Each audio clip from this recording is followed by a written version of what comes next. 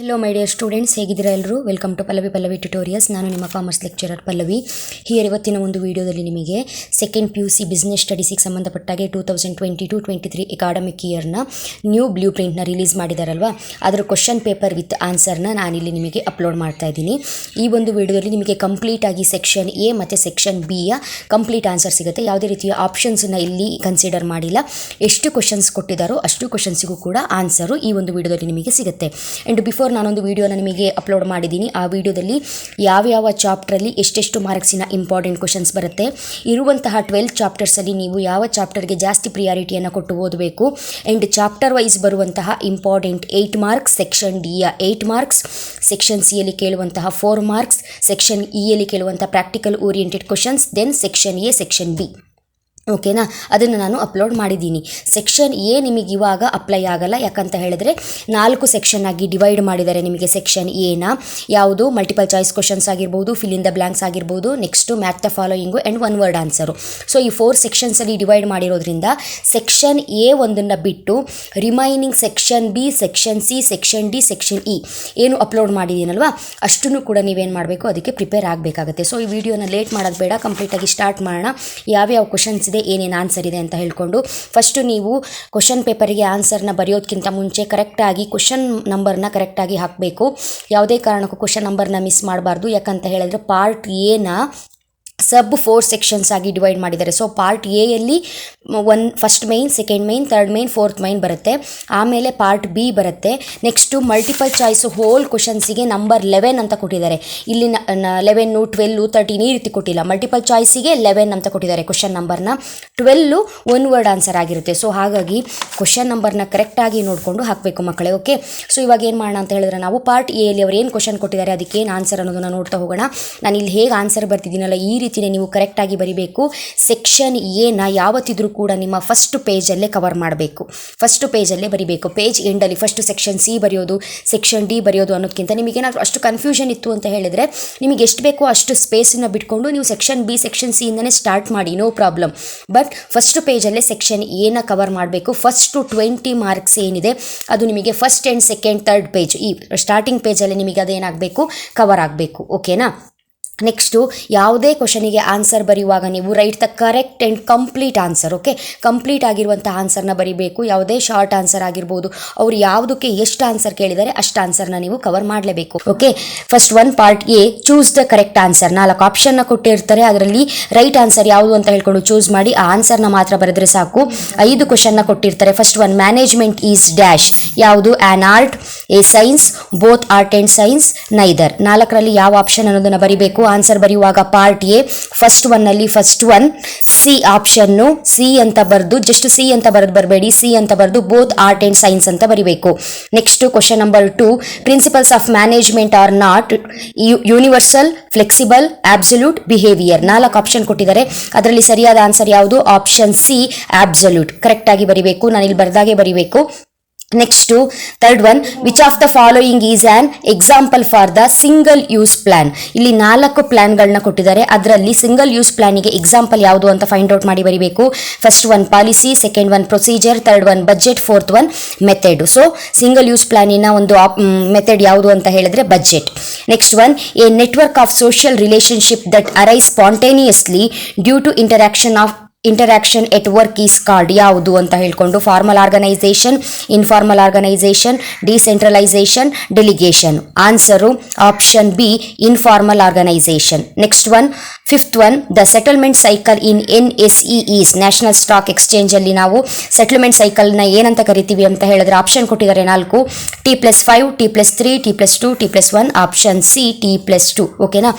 Next one, ಇದು ಯಾವ್ಯಾವ ಚಾಪ್ಟ್ರಲ್ಲಿ ಬಂದಿದೆ ಅನ್ನೋದನ್ನು ಸಪ್ರೇಟ್ ಆಗಿ ವಿಡಿಯೋ ಮಾಡಿ ಅಪ್ಲೋಡ್ ಮಾಡಿದ್ದೀನಿ, ಅದನ್ನ ವಿಡಿಯೋ ನೋಡಿದ್ರೆ ನಿಮಗೆ ಹೆಲ್ಪ್ ಆಗುತ್ತೆ, ಯಾವ ಚಾಪ್ಟ್ರಲ್ಲಿ ಮಲ್ಟಿಪಲ್ ಚಾಯ್ಸ್ ಕ್ವಶನ್ಸು ಬರುತ್ತೆ ಅನ್ನೋದು. Next fill in the blanks. Fill in the blanks ಅವರು 5 ಕ್ವಶನ್ನ ಕೊಟ್ಟಿದ್ದಾರೆ, 5 ಆನ್ಸರ್ನ ಕೂಡ ಕೊಟ್ಟಿದ್ದಾರಲ್ವಾ. ಈ ಆನ್ಸರಲ್ಲಿ ಕರೆಕ್ಟ್ ಒನ್ ಅನ್ನು ನೀವೇನು ಮಾಡಬೇಕು, ಚೂಸ್ ಮಾಡಿ ಬರೀಬೇಕು.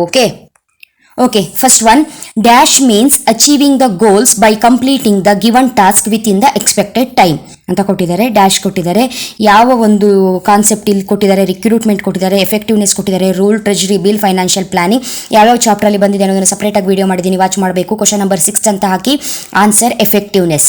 Next dash are specific statements that inform what is to be done, that is rule. Okay, the process of finding possible candidates for a job or a function is known as recruitment.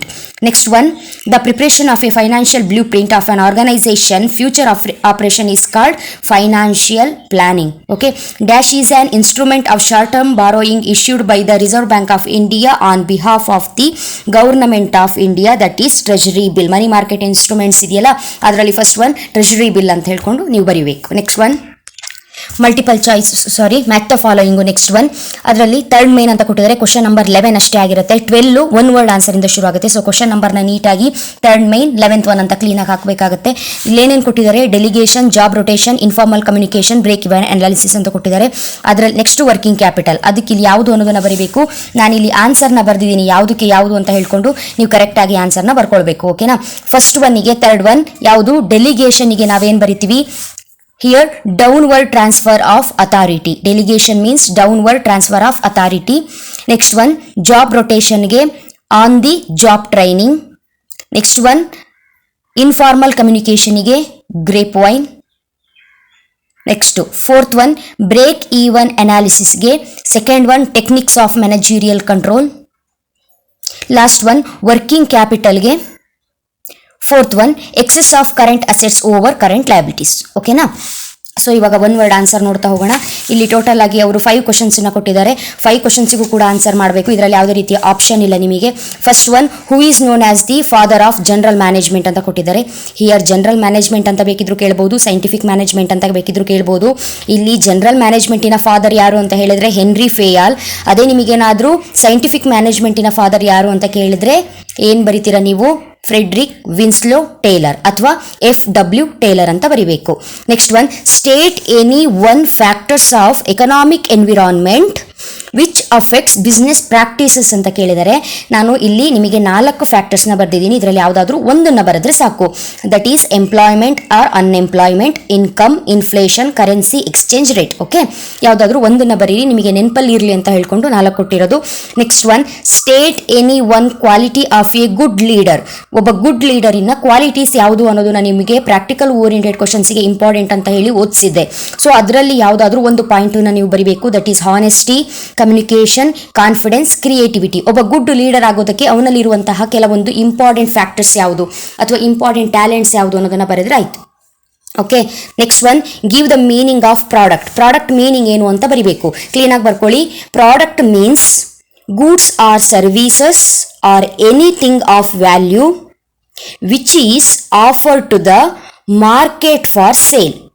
Okay, next question ಏನು ಕೊಟ್ಟಿದ್ದಾರೆ, give mention any one regulation which provides legal protection to the consumers ಅಂತ ಇದೆ. So ನಾನು 2 ಆ್ಯಕ್ಟನ್ನು ಹೇಳ್ತೀನಿ, ಅದು 2ರಲ್ಲಿ ಯಾವುದಾದ್ರೂ ಒಂದು ಆ್ಯಕ್ಟನ್ನು ನೀವು ಬರೆದ್ರೆ ಸಾಕಾಗುತ್ತೆ. That is the consumer protection act 1986 ಬರಿಬೋದು, ದ ಕಾಂಟ್ರಾಕ್ಟ್ ಆ್ಯಕ್ಟ್ 1872 ಬರಿಬೋದು. ಇಲ್ಲ ಅಂತ ಹೇಳಿದ್ರೆ the sale of goods act 1930 ಇದು ಕೂಡ ನೀವು ಬರಿಬಹುದು, ತಪ್ಪಾಗಲ್ಲ. ಓಕೆನಾ, so next one, section B. ನೀಟಾಗಿ ಪಾರ್ಟ್ ಬಿ ಅಂತ ಬರಿಬೇಕು. 5th main. ಇಲ್ಲಿ ಪಾರ್ಟ್ ಬಿ ಅಂತ ಬರೆದ್ರೂ ಕೂಡ ನೀವು ಮೇನ್ 5th ಏನಿದೆ ಇದನ್ನ ಎಂಟ್ರಿ ಮಾಡಲೇಬೇಕು. ಓಕೆನಾ, ಇಲ್ಲಿ ಕ್ವಶನ್ಸಲ್ಲಿ ನಿಮಗೆ ಟೋಟಲ್ ಆಗಿ 2 ಮಾರ್ಕ್ಸಿನ 11 ಕ್ವಶನ್ಸ್ನ ಎಕ್ಸಾಮಿಗೆ ಕೊಟ್ಟಿರ್ತಾರೆ. ನೀವು 9 ಕ್ವಶನ್ಸಿಗೆ ಆನ್ಸರ್ನ ಮಾಡಬೇಕು. ಪ್ರತಿ ಕ್ವಶನಿಗೂ ಕೂಡ 2 ಮಾರ್ಕ್ಸ್ ಅಂತ ನಿಮಗೆ 9 × 2 ಇಸ್ ಈಕ್ವಲ್ ಟು 18 ಮಾರ್ಕ್ಸು ಈ ಒಂದು ಮೇನಲ್ಲಿ ನಿಮಗೆ ಸಿಗುತ್ತೆ. ಸೊ 9 ಕ್ವಶನಿಗೆ ಆನ್ಸರ್ ಮಾಡಬೇಕು. ನಾನಿಲ್ಲಿ ನಿಮಗೆ ಏನು 11 ಕ್ವಶನ್ಸ್ ಕೊಟ್ಟಿದ್ದಾರಲ್ಲ ಅಷ್ಟಕ್ಕೂ ಆನ್ಸರ್ನ ಹೇಳ್ತೀನಿ. ನೀವು ಯಾವುದಾದ್ರೂ 9ಕ್ಕೆ ಅಟೆಂಡ್ ಮಾಡಬೇಕು. ಇದು ಒಂದು ಮಾಡೆಲ್ ಪೇಪರ್ ಅಷ್ಟೇ. ಈ ರೀತಿನೇ ಕ್ವಶನ್ಸು ಇಲ್ಲಿ ಯಾವ ಚಾಪ್ಟರ್ ಬಂದಿದೆ ಆ ಚಾಪ್ಟರಲ್ಲೇ ಕ್ವಶನ್ಸ್ ರೈಸ್ ಆಗುತ್ತೆ. ಫಸ್ಟ್ ಒನ್, ಡಿಫೈನ್ ಮ್ಯಾನೇಜ್ಮೆಂಟ್ ಅಂತ ಕೇಳಿರೋದ್ರಿಂದ ವಿತ್ ಆಥರ್ ನೇಮನ್ನೇ ಬರೀಬೇಕು. ವಾಟ್ ಈಸ್ ಮ್ಯಾನೇಜ್ಮೆಂಟ್ ಅಂತ ಕೇಳಿದ್ರೆ ಜಸ್ಟ್ ಮೀನಿಂಗ್ನ ಬರೆದ್ರೆ ಸಾಕು.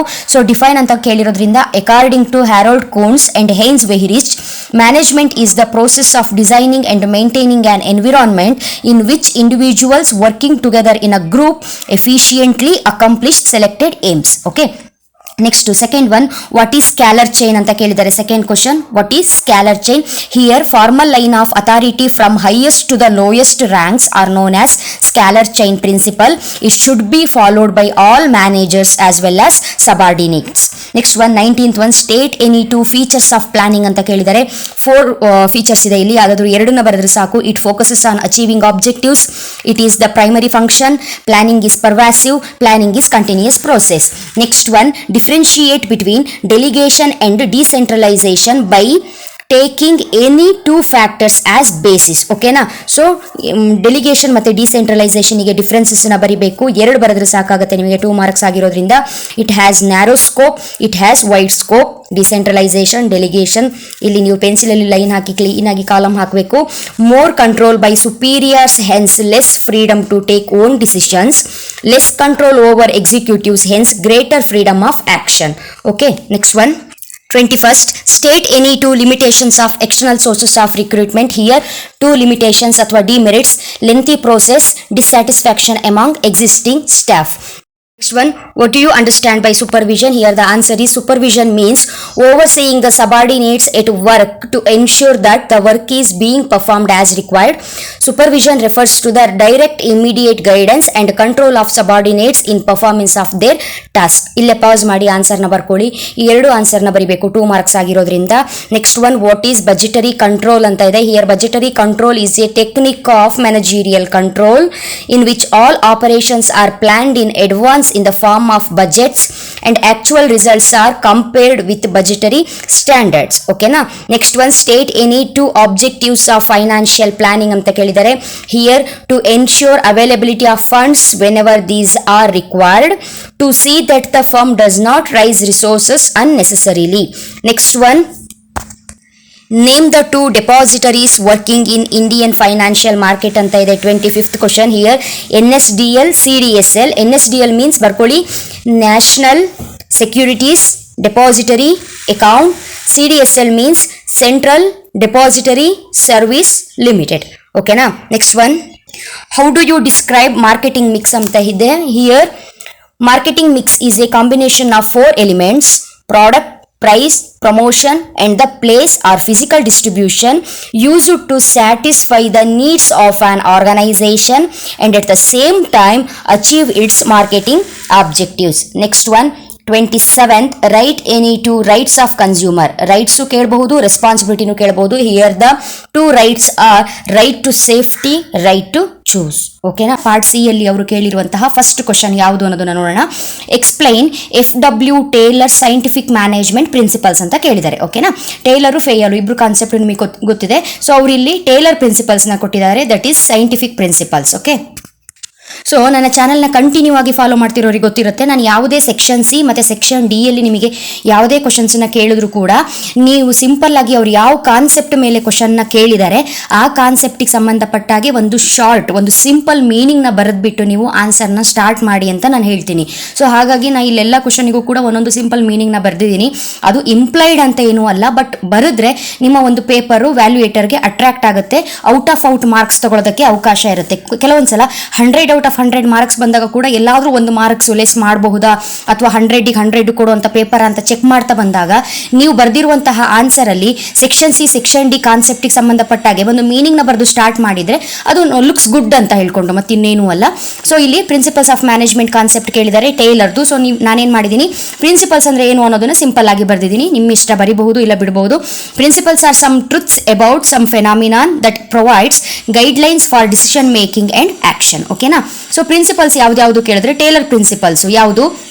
Science not rule of thumb, harmony not discord, cooperation not individualism, optimum production, development of each and every person to their greatest efficiency and prosperity. ಓಕೆನಾ? Background ಅಲ್ಲಿ ನಿಮಗೆ ಏನು disturb ಆಗ್ತಿದ್ರು, ಸಾರಿ.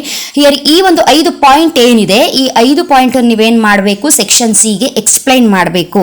ನಾನಿಲ್ಲಿ explain ಮಾಡಿಲ್ಲ, ಎಕ್ಸ್ಪ್ಲೈನ್ ಮಾಡಕ್ ಹೋದ್ರೆ ವಿಡಿಯೋ ತುಂಬಾ lengthy ಆಗುತ್ತೆ. ಬಟ್ ಆನ್ಸರ್ ಇದೆ, ಇಲ್ಲಿ ಏನ್ ಮಾಡಬೇಕು, ನೀವು ಇದನ್ನ ನಿಮಗೆ ಎಷ್ಟು ಬೇಕೋ ಅಷ್ಟು ಎಕ್ಸ್ಪ್ಲೈನ್ ಮಾಡಬೇಕು. ಎಕ್ಸ್ಪ್ಲೈನ್ ಮಾಡಿ ಕೊಡೋದು ಇಂಪಾರ್ಟೆಂಟ್ ಅಲ್ಲ. ನಾನು ಇವಾಗ ಎಕ್ಸ್ಪ್ಲೈನ್ ಮಾಡಿದಾಗ ನೀವು ಅದನ್ನು ಬೈಯಾಟ್ ಹೊಡೆದೋ ಏನೋ ಮಾಡ್ಕೊಂಡು ಅದನ್ನೇ ಬರೆಯೋಕೆ ಬರೆಯಕ್ಕೆ ಹೋಗ್ತೀರಾ. ಬಟ್ ಕಾನ್ಸೆಪ್ಟನ್ನು ಅರ್ಥ ಮಾಡಿಕೊಂಡು ನಿಮ್ಮ ಓನ್ ಎಕ್ಸ್ಪ್ಲನೇಷನ್ನ ಕೂಡ ನೀವು ಏನು ಮಾಡಬಹುದು, ಆನ್ಸರ್ನ ಬರೀಬಹುದು. ಅದಕ್ಕಾಗಿ ನಾನಿಲ್ಲಿ ಪಾಯಿಂಟ್ಸ್ ಕೊಟ್ಟಿದ್ದೀನಿ, ಇಷ್ಟು ಪಾಯಿಂಟ್ಸನ್ನ ಎಕ್ಸ್ಪ್ಲೈನ್ ಮಾಡಬೇಕು. ಸೊ ನಿಮಗಿಲ್ಲಿ 4 ಮಾರ್ಕ್ಸು ಸಿಗುತ್ತೆ. ಓಕೆನಾ. ನೆಕ್ಸ್ಟ್ ಕ್ವಶನ್ ಏನು ಕೇಳಿದ್ದಾರೆ ಅಂತ ಹೇಳಿದ್ರೆ, explain any 4 points to explain how important the understanding of business environment is for the managers. Business environment concept ಬಗ್ಗೆ ಕೇಳಿರುವಂತಹ ಇಂಪಾರ್ಟೆಂಟ್ ಕ್ವಶನ್, ತುಂಬಾ ಇಂಪಾರ್ಟೆಂಟ್ ಟಾಪಿಕ್. ಯಾಕಂತ ಹೇಳಿದ್ರೆ ಈ ಚಾಪ್ಟರ್ಲಿ 8 ಮಾರ್ಕ್ಸ್ ಬರದೇ ಇರೋ ಕಾರಣ ನೀವು 4 ಮಾರ್ಕ್ಸ್ಗೆ ಈ ಚಾಪ್ಟರ್ನ ಏನು ಮಾಡಬೇಕಾಗುತ್ತೆ, ನೀಟಾಗಿ ರೆಫರ್ ಮಾಡಬೇಕಾಗುತ್ತೆ. ಹಿಯರ್ ನೋಡಿ, ನಾನು ಇಲ್ಲಿ ಬರ್ದಿದ್ದೀನಿ.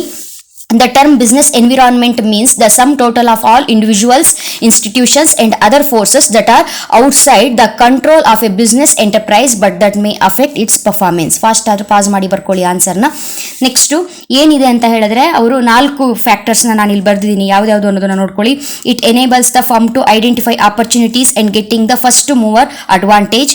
It helps the firm to identify threats and early warning signals. It helps in tapping useful resources.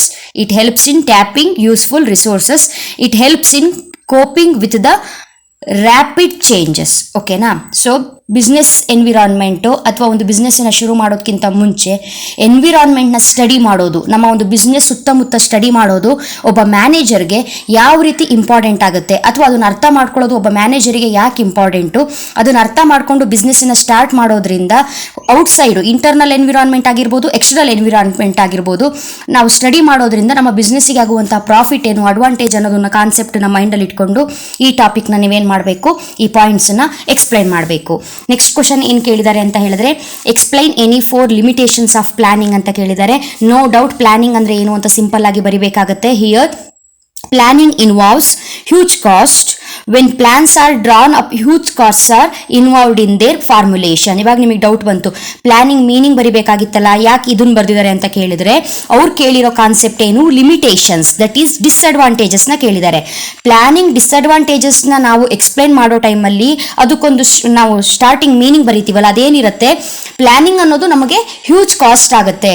Planning ಅನ್ನೋದು ಒಂದು ರಿಜಿಡಿಟಿ ಅನ್ನೋ ಕಾನ್ಸೆಪ್ಟ್ ಅಲ್ಲೇ ನಾವೇನ್ ಮಾಡಬೇಕು, ಒಂದು ಮೀನಿಂಗ್ ನ ಬರಿಬೇಕು. ಅದಕ್ಕೆ ನಾನು ಬರ್ದಿರೋದು planning involves huge cost. When plans are drawn up, huge costs are involved in their formulation. ಓಕೆನಾ. ಸೊ ಲಿಮಿಟೇಷನ್ಸ್ ಏನೇನು, planning leads to rigidity. Planning may not work in dynamic environment. Planning reduces creativity.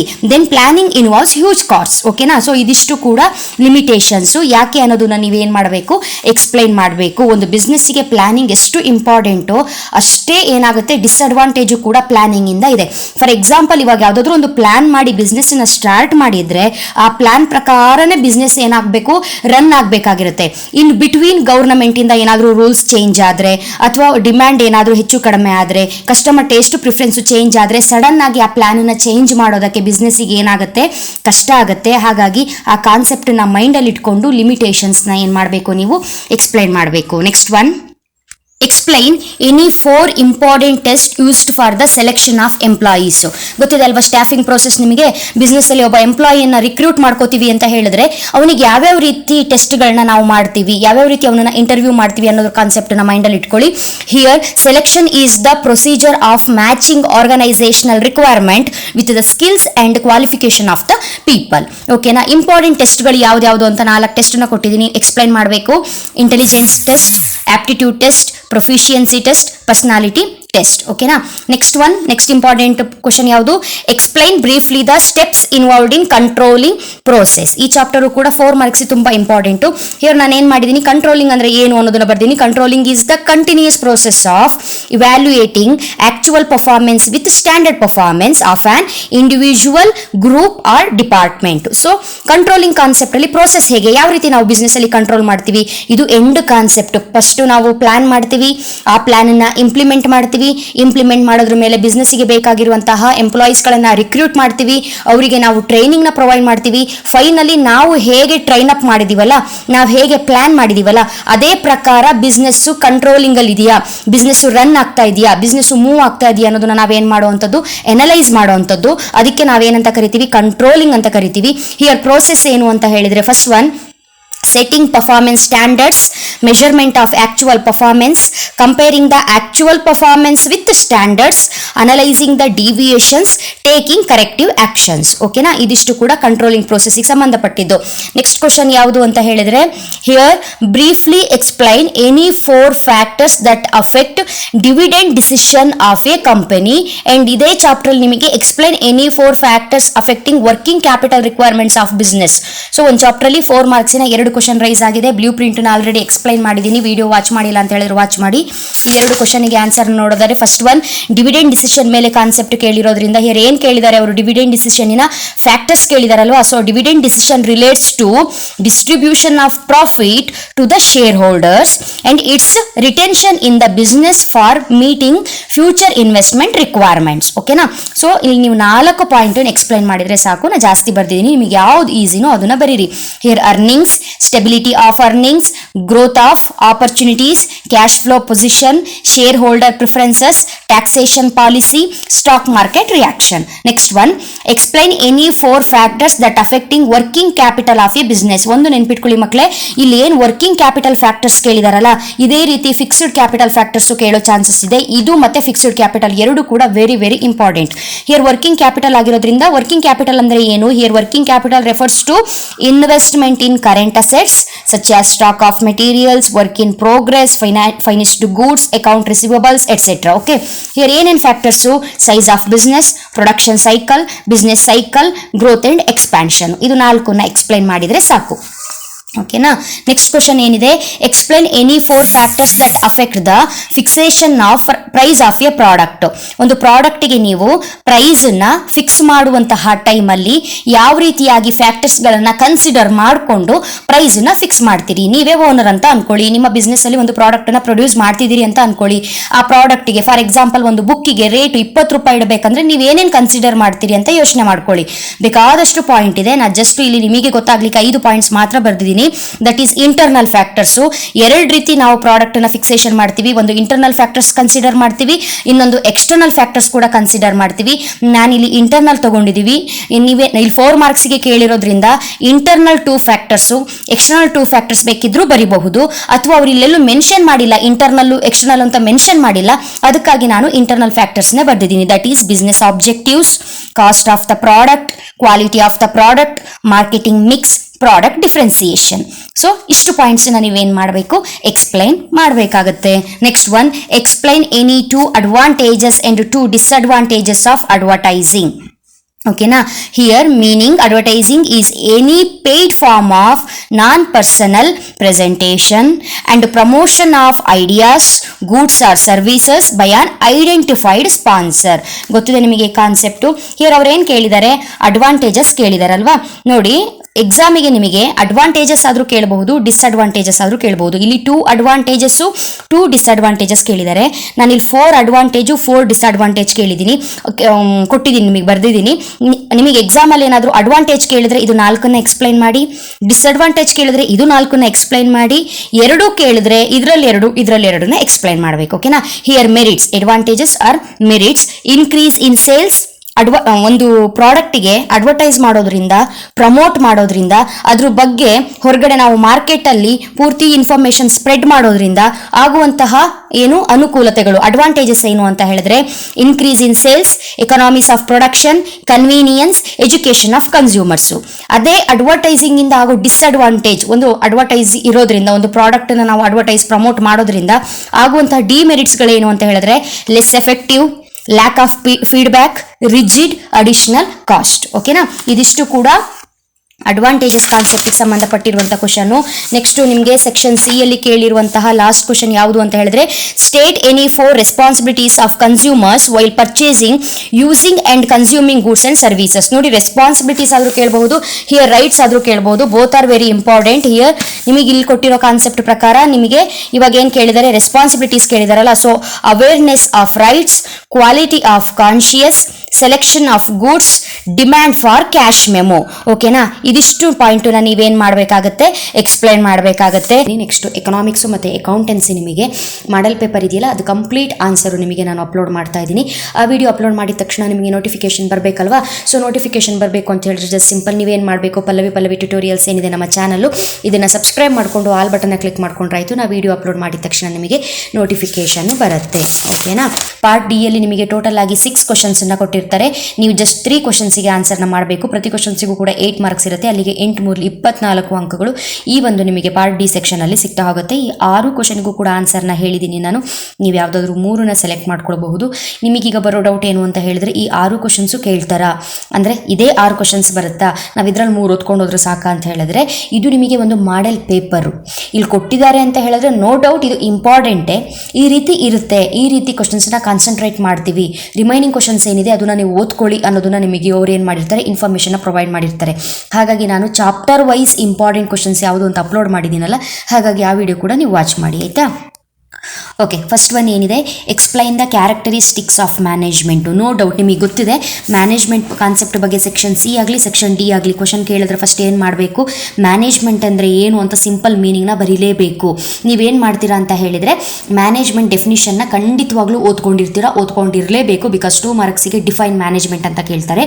ಅಲ್ಲೇನು define ಮ್ಯಾನೇಜ್ಮೆಂಟಿಗೆ ಓದ್ಕೊಂಡಿರ್ತೀರಲ್ಲ, ಅದೇ ಮೀನಿಂಗ್ನ author name ಹಾಕಿದ್ರು okay, author name ಹಾಕಲಿಲ್ಲ ಅಂದ್ರೂ okay, ಇಲ್ಲಿ ಆ meaning ಆಗಿ ಕನ್ವರ್ಟ್ ಮಾಡಿ ಬರೀರಿ. ಓಕೆನಾ. Here management is defined as the process of planning, organizing, actuating and controlling an organizational operation in order to achieve the organizational objectives more effectively or more efficiently. ಓಕೆನಾ. Here features ಅಥವಾ characteristics both are same ಗೊತ್ತಿದೆ. ಕೇಳಿದಾಗ ಅವ್ರು ಏನು ಮಾಡಬೇಕು, ನಾನು ಇಲ್ಲಿ ಪಾಯಿಂಟ್ಸನ್ನು ಬರ್ತಿದ್ದೀನಿ, 7 points ಇದೆ, 7 ಪಾಯಿಂಟನ್ನು ಕೂಡ ಎಕ್ಸ್ಪ್ಲೈನ್ ಮಾಡಬೇಕು. ಪ್ಲಸ್ 1 ಮಾರ್ಕು ನಿಮಗೆ ಮೀನಿಂಗಿಗಿರುತ್ತೆ, 7 ಮಾರ್ಕ್ಸ್ ಎಲ್ಲಿರುತ್ತೆ, ಪಾಯಿಂಟ್ಸಿಗಿರುತ್ತೆ. Okay. First one, management is a goal oriented process. Management is universal. Management is multi-dimensional process. ಅದರಲ್ಲಿ ಸಬ್ ಡಿವಿಷನ್ ಏನು, ಮಲ್ಟಿ ಡೈಮೆನ್ಷನಲ್ ಅಂತ ಹೇಳಿದ್ರೆ ಏನು, management of work, management of people, management of operations. Next management is continuous process, management is group activity, management is a dynamic function, management is a intangible force. ಈ points ನೀವೇನು ಮಾಡಬೇಕು, must and should explain ಮಾಡಲೇಬೇಕು. ಯಾರು ತುಂಬ 100ಕ್ಕೆ 35 marks 40 marks ಬರುವಂಥ students ಇದ್ದೀರಾ, ಏನು ಮಾಡಿದರೂ ಎಕ್ಸ್ಪ್ಲೈನ್ ಮಾಡ್ಲಿಕ್ಕೆ ಬರಲ್ಲ, ನಮಗೆ ಇಷ್ಟೇ ಮಾರ್ಕ್ಸ್ ತೆಗೆದು ಅನ್ನೋರು ಯಾರಾದರೂ ಈ ವಿಡಿಯೋ ನೋಡ್ತಾ ಇದ್ರೆ ಮೀನಿಂಗ್ನ ಬರೆದು ಜಸ್ಟ್ ಪಾಯಿಂಟ್ಸ್ ಆರು ಬರ್ದಿಟ್ಟು ಬನ್ನಿ ಮಕ್ಕಳೇ. Okay. Here next one, what is organising, explain the its importance ಅಂತ ಕೇಳಿದ್ದಾರೆ. Organising is the process of identifying, grouping the work to be performed, delegating authority and responsibility, establishing a relationship and purpose for the people to work most efficiently together to achieve the objectives. First ಆಯಿತು ಅಂತ ಹೇಳಿದ್ರೆ ವಿಡಿಯೋನ ಇಲ್ಲೇ pass ಮಾಡಿ ಆನ್ಸರ್ನ ಬರ್ಕೊಳ್ಳಿ. Importance ಯಾವ್ದು ಅಂತ ಹೇಳಿದರೆ, benefit of specialisation, clarity in work relationship, optimum utilisation of resources, adaptation to changes, effective administration, development of personnel, expansion and growth. Okay. Next one, explain the 4 methods of on the job training and off the job training. ಓಕೆನಾ. 4 ಮೆಥಡ್ಸ್ನ ಏನು ಮಾಡಬೇಕು, explain ಮಾಡಬೇಕು. First simple ಆಗಿ, training is a process of increasing knowledge and skills, it is enable the employee to do the job better ಅಂತ ಬರೆದು, 2 types ಟ್ರೈನಿಂಗಲ್ಲಿ 2 types ಇದೆ ಅಂತ ಬರೆದು, on the job training, off the job training ಅಂತ ಬರೆದು, ಆಮೇಲೆ on the job ಟ್ರೈನಿಂಗಲ್ಲಿ 4 apprenticeship training, coaching, internship, job rotation. 4 ಪಾಯಿಂಟನ್ನು ಏನು ಮಾಡಬೇಕು, ಎಕ್ಸ್ಪ್ಲೈನ್ ಮಾಡಬೇಕು. ನೆಕ್ಸ್ಟ್ ಆಫ್ ದ ಜಾಬ್ ಟ್ರೈನಿಂಗಲ್ಲೂ ಕೂಡ ಯಾವುದಾದ್ರು 4 ಪಾಯಿಂಟನ್ನು ಎಕ್ಸ್ಪ್ಲೈನ್ ಮಾಡಬೇಕು. That is classroom lecture, case study, vestibule training, computer modelling, performance appraisal, compensation. ಯಾವುದಾದ್ರು 4 ಪಾಯಿಂಟನ್ನು ಎಕ್ಸ್ಪ್ಲೈನ್ ಮಾಡಿದ್ರೆ ಆಯಿತು. Next one, suggest the suitable measures to improve communication effectiveness ಅಂತ ಇದೆ. ನೆಕ್ಸ್ಟ್ ಕ್ವಶನು ಕರೆಕ್ಟಾಗಿ ನೋಡ್ಕೊಳ್ಳಿ. ಇಲ್ಲಿ ಏನಿದೆ ಕ್ವಶನ್ಸು, ಆ ಕ್ವಶನ್ಸನ್ನಷ್ಟೇ ಇಲ್ಲಿ ಬರೆದಿರೋವಂಥದ್ದು. Here communication is an exchange of facts, ideas, opinions or emotions by 2 or more persons. ಓಕೆನಾ. ಏನೇನು ಮೆಜರ್ಸನ್ನು ತಗೊಳ್ಬಹುದು ನಾವು ಕಮ್ಯುನಿಕೇಷನ್ನ ಇಂಪ್ರೂವ್ ಮಾಡಲಿಕ್ಕೆ, ಗುಡ್ ವೇಯಲ್ಲಿ ಕಮ್ಯುನಿಕೇಟ್ ಮಾಡಲಿಕ್ಕೆ ಅಂತ ಹೇಳಿದರೆ, first one, clarity of ideas. ನಾವೇನು ಮಾತಾಡ್ತೀವಿ ಅದ್ರ ಬಗ್ಗೆ ಫುಲ್ ಕ್ಲಾರಿಟಿ ಇರಬೇಕು. First, communicate according to the need of the receiver, be aware of language, tone and content of message, convey things of help and value to the listener, ensure proper feedback, follow up communication, be a good listener. Next one, explain the steps involved in the screen based trading ಅಥವಾ online trading ಹೇಳ್ತಿರಲ್ಲ ಅದು, and settlement procedure of securities. ಈ concept ತುಂಬ ಚಿಕ್ಕ concept, but ಆದರೂ ಕೂಡ ನಿಮಗೆ 8 ಮಾರ್ಕ್ಸಿಗೆ ಕೇಳಿದ್ದಾರೆ. ಇದ್ರ ಜೊತೆಗೆ ನೀವು ಫಂಕ್ಷನ್ಸ್ ಆಫ್ ಸ್ಟಾಕ್ ಎಕ್ಸ್ಚೇಂಜ್ ಏನಿದೆ ಮತ್ತು ಸೆಬಿದು securities exchange board of India, ಅದು ಸೆಬಿದು ಮತ್ತು ಸ್ಟಾಕ್ ಎಕ್ಸ್ಚೇಂಜ್ ಕಾನ್ಸೆಪ್ಟನ್ನು ಓದ್ಕೊಂಡಿರಬೇಕು, ಪ್ಲಸ್ ಇದು ಓದ್ಕೊಂಡಿರಬೇಕು. Very very important. ಓಕೆನಾ. ಸೊ ಟ್ರೇಡಿಂಗ್ ಪ್ರೊಸೀಜರ್ ಏನು ಅಂತ ಹೇಳಿದ್ರೆ, ಫಸ್ಟ್ ಸೆಲೆಕ್ಷನ್ ಆಫ್ ಎ ಬ್ರೋಕರ್ನ ಸೆಲೆಕ್ಟ್ ಮಾಡ್ಕೊಳ್ಳೋದು, opening demand account with the depository, placing an order, executing the order, settlement. ಬರ್ಕೊಳ್ಳಿ ಆಯ್ತಾ, ಇಷ್ಟು ಪಾಯಿಂಟ್ಸ್ ನೀಟಾಗಿ ಇದನ್ನು ಎಕ್ಸ್ಪ್ಲೈನ್ ಮಾಡಿದ್ರೆ ಆಯಿತು. Next one, explain any 8 functions of marketing. 12 functions ಇದೆ. 12 ಫಂಕ್ಷನ್ಸನ್ನು ನೀವು ಬರೀಲೇಬೇಕಾಗುತ್ತೆ. ಯಾಕಂತ ಹೇಳಿದ್ರೆ ಒಂದು ಪ್ರಾಡಕ್ಟನ್ನು ಲಾಂಚ್ ಮಾಡಿದ್ರ ಮೇಲೆ ಫೈನಲಿ ಅಲ್ಟಿಮೇಟ್ ಕಸ್ಟಮರಿಗೆ ಅದು ರೀಚ್ ಆಗೋವರೆಗೂ ಕೂಡ ಈ 12 ಫಂಕ್ಷನು ಸಕ್ಸಸ್ಫುಲ್ ಆಗಿ ಕವರ್ ಆದರೆ ಮಾತ್ರ ಒಂದು ಗುಡ್ ಪ್ರಾಡಕ್ಟನ್ನು ನಾವು ಕಸ್ಟಮರ್ಸಿಗೆ ಏನು ಮಾಡಬಹುದು, ರೀಚ್ ಮಾಡಿಸ್ಬಹುದು. ಹಾಗಾಗಿ ಒಂದು ಮಾರ್ಕೆಟಿಂಗಲ್ಲಿ ಫಂಕ್ಷನ್ಸ್ ಅಂತ ಬಂದಾಗ ಇಷ್ಟು ಕೂಡ ಇಂಪಾರ್ಟೆಂಟು. ಅವರು ಯಾವ್ದಾದ್ರು 8 ಫಂಕ್ಷನ್ಸ್ನ ಎಕ್ಸ್ಪ್ಲೈನ್ ಮಾಡಿ ಅಂತ ಹೇಳಿರೋದ್ರಿಂದ ಮಾರ್ಕೆಟ್ ಅಂದರೆ ಏನು ಅಂತ ಸಿಂಪಲ್ ಆಗಿ ಬರೆದು ಅಷ್ಟು ಫಂಕ್ಷನ್ಸ್ನ ಬರ್ಕೊಳ್ಳಿ. ಅದರಲ್ಲಿ 8 ಫಂಕ್ಷನ್ಸನ್ನು ಎಕ್ಸ್ಪ್ಲೈನ್ ಮಾಡಿದ್ರಾಯಿತು. Here market is place where buyers and sellers meet to effect purchase and sales. Marketing is human activity directed at satisfying the needs and wants through exchange process. Functions ಯಾವ್ದು? First one, gathering and analysing market information, market planning, product designing and development, standardisation and grading. Next one, packaging and labelling, branding, customer support service, pricing, promotion, channelising, distribution, transport, warehouse. So 6 ಕ್ವಶನ್ಸ್ಗೂ ಕೂಡ answer ಇದೆ. ಎಲ್ಲ ಪಾಯಿಂಟ್ಸನ್ನು must and should ನೀವೇನು ಮಾಡಬೇಕು, explain ಮಾಡಲೇಬೇಕು. Next ವಿಡಿಯೋದಲ್ಲಿ ಮತ್ತೆ ಸಿಗ್ತೀನಿ. ಇಲ್ಲಿ ಎಕ್ಸ್ಪ್ಲೈನ್ ಮಾಡಲಿಲ್ಲ ಅಂತ ಹೇಳ್ಕೊಂಡು ನೀವು ಅದಕ್ಕೆ ಕಮೆಂಟ್ ಮಾಡೋ ಅವಶ್ಯಕತೆ ಇಲ್ಲ. ಹೇಳಿದ್ದೀನಿ ನಾನು, ಬಿಸ್ನೆಸ್ ಸ್ಟಡೀಸಲ್ಲಿ ನಾವು ಕೊಡೋ ಎಕ್ಸ್ಪ್ಲನೇಷನ್ನೇ ಬೈಯಾರ್ಟ್ ಹೊಡೆದು ಬರೆಯೋದಕ್ಕಿಂತ ನೀವು ಕಾನ್ಸೆಪ್ಟನ್ನು ಅರ್ಥ ಮಾಡಿಕೊಂಡು ಎಕ್ಸ್ಪ್ಲೈನ್ ಮಾಡಲಿ ಅನ್ನೋ ಕಾರಣಕ್ಕೆ ಜಸ್ಟ್ ಪಾಯಿಂಟ್ಸನ್ನು ಕೊಟ್ಟಿರೋವಂಥದ್ದು. ಹಾಗಾಗಿ ಕರೆಕ್ಟಾಗಿ ಓದ್ಕೊಂಡು ಒಳ್ಳೆ ರೀತಿ ಎಕ್ಸಾಮ್ ಮಾಡಿ, ಹೆದರ್ಕೊಳ್ಳೋ ಅಂಥ ಅವಶ್ಯಕತೆ ಇಲ್ಲ. ಎಕ್ಸಾಮ್ ಈಸಿ ಆಗುತ್ತೆ.